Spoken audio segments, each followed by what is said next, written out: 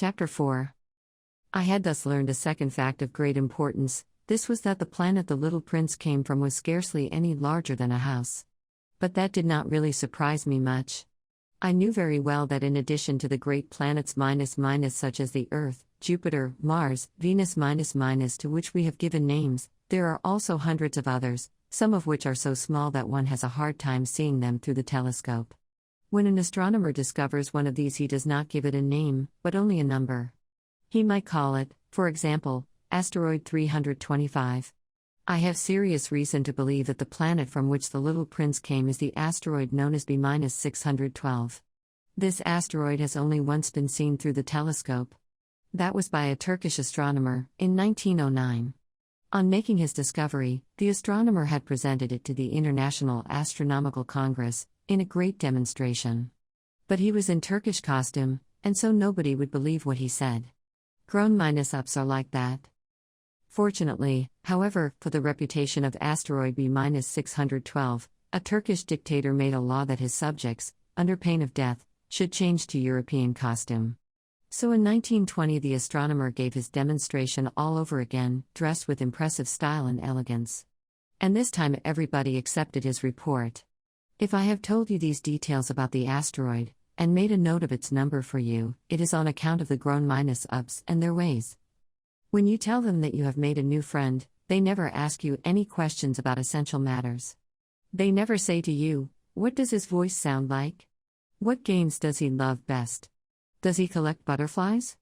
Instead, they demand, "How old is he?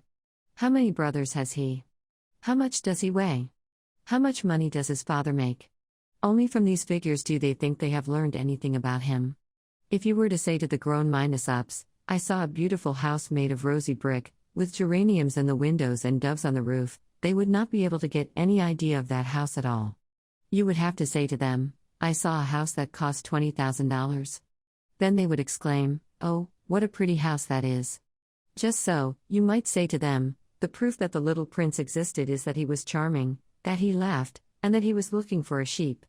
If anybody wants a sheep, that is a proof that he exists.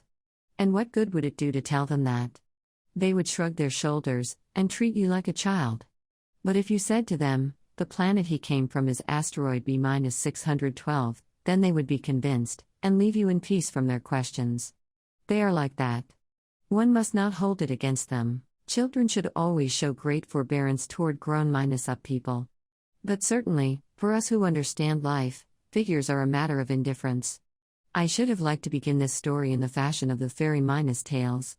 I should have liked to say, once upon a time there was a little prince who lived on a planet that was scarcely any bigger than himself, and who had need of a sheep. To those who understand life, that would have given a much greater air of truth to my story. For I do not want anyone to read my book carelessly. I have suffered too much grief in setting down these memories. 6 years have already passed since my friend went away from me, with his sheep. If I try to describe him here, it is to make sure that I shall not forget him. To forget a friend is sad. Not everyone has had a friend.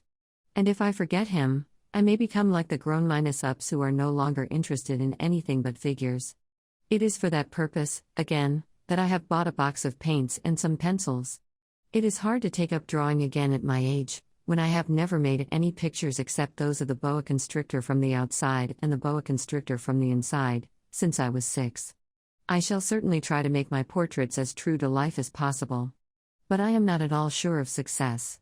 One drawing goes along all right, and another has no resemblance to its subject. I make some errors, too, in the little prince's height. In one place he is too tall and in another too short. And I feel some doubts about the color of his costume.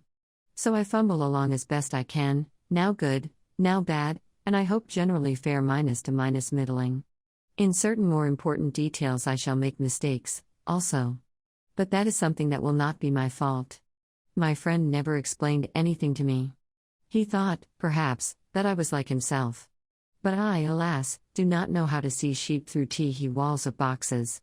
Perhaps I am a little like the grown-ups. I have had to grow old.